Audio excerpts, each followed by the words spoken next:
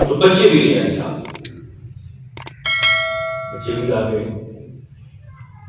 جبریل بھی آ گئے اور کہنے لگے حضور اللہ فرماتا ہے کہ جتنا پیار یہ ہرنی اپنے بچوں سے کرتی ہے۔ اس نے کہا کیا تھا؟ جو دوست اب تشریف لائے، سرکار نے جب پوچھا تھا کہ تیری کیا ضمانت ہے کہ تو دودھ پلا کر واپس آ جائے گی، تو اس نے کہا تھا حضور اگر میں واپس نہ آؤں تو مجھ پر ایسے ہی اللہ کی لعنت ہو جیسے اللہ کی لعنت آپ پر درود نہ پڑھنے والے پر ہوتی ہے۔ اس ضمانت پر سرکار نے اجازت دیا۔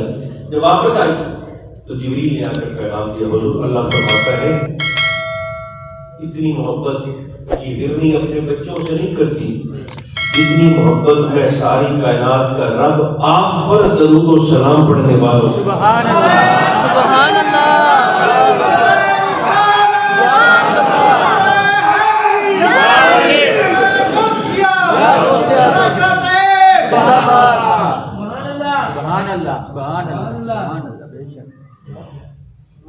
یہ زندگی کا معمول بنانا چاہیے۔ سبحان اللہ، اس میں برکت بھی ہے۔ کئی سارے واقعات ایسے ہیں کہ حالیہ دنوں کے یعنی ایک پوری تاریخ تو ہے ہی درود و سلام کی برکت پر، مگر ہمارے حالیہ دنوں میں بھی بہت سارے ایسے واقعات ہیں جو ہمیں حضور پر درود و سلام کی رغبت اور شوق کی ترغیب دیتی ہے۔ لیکن ہر بندہ فکر مند ہے۔ کچھ لوگ کہتے ہیں میرے رزق میں برکت نہیں ہے، کچھ کہتے ہیں کہ ہمارے گھر کا نظام اچھا نہیں ہے، کچھ کہتے ہیں کہ ہمارے ذہنی قلبی سکون میں برکت نہیں ہے۔ پیسہ ہے مگر سکون نہیں۔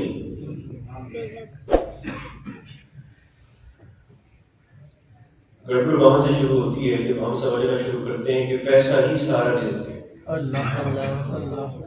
ایسا نہیں ہوتا، پیسہ ہی رزق نہیں ہے۔ اگر میرے ہاتھ پیر ٹھیک ٹھیک کام کر رہے ہیں تو یہ بھی رزق ہے۔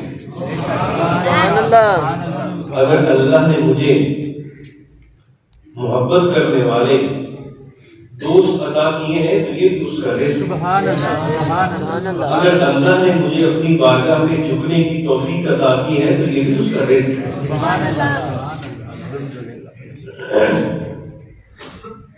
صرف ایسا ہی رزق نہیں ہوتا۔ آپ اللہ کی نعمتیں گننا شروع کریں، گنتی ختم ہو جائے گی مگر اس کی نعمتیں شمار میں نہیں آئیں گی۔ اب اسی بات سے اندازہ فرما لیجیے کہ جس بندے کی جتنی زندگی ہے، 40 ہے یا 30 ہے یا 50 ہے یا 60 ہے، ذرا سوچیے کوئی رات ایسی گزری ہے زندگی میں جس رات اللہ نے ہمیں بھوکا سونے دیا۔ اللہ کے رزق کا وعدہ دیکھیں، وہ فرماتا تیرا رزق تیرے ذمہ تو ہے ہی نہیں، تیرا رزق تو میرے ذمہ ہے، تیری روٹی میرے ذمہ ہے، میری جنت تیرے ذمہ ہے۔ سبحان اللہ۔ اصل میں یہ ترتیب ٹھیک کرنے کی ضرورت ہے۔ تیری روٹی میرے ذمہ۔ وہ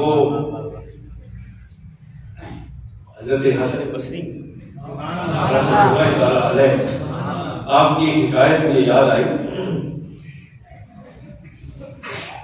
آپ کی خدمت میں شخص حاضر ہوا اور اس نے کہا کہ حضور میں نے فیصلہ کر لیا ہے کہ اب میں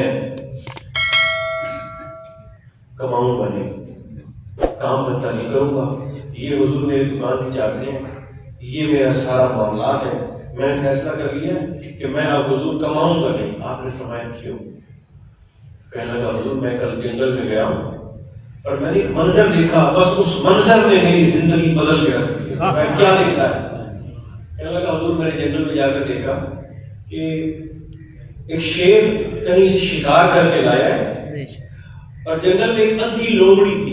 حسن بصری سے کہہ رہا ہے اندھی لومڑی ہے جنگل میں بیٹھی ہے، شیر کہیں سے شکار کر کے لایا، اس نے حضور تھوڑا شکار خود کھایا، تھوڑی گوشت اور بوٹیاں اس نے اس اندھی لومڑی کے سامنے بھی رکھی کہ وہ لومڑی کھانے لگی، چونکہ خود تو شکار کرنے کے قابل نہیں تھی، شیر نے اسے کھلایا۔ تو حضور یہ منظر دیکھ کر میں سمجھ گیا کہ جو رب اس جنگل میں اندھی لومڑی کو کھلا سکتا ہے بیٹھے بٹھائے، تو وہ مجھے منجی کے بیٹھا نہیں کھوا سکتا۔ سبحان اللہ، حضور اس میں دکان سے بات ہے، میں کام دھندا نہیں کرتا۔ اور یہ بھی اللہ کی بڑی کرم نوازی ہے، اگر اللہ اصلاح کے لیے کسی شخص کو ذات عطا کر، سبحان اللہ، آپ نے اس شخص سے مخاطب ہو کر فرمایا تو بڑا بے وقوف ہے۔ اس نے کہا حضور کیسے؟ فرمایا تجھے وہ بیٹھ کر کھانے والی لومڑی نظر آ گئی ہے، تجھے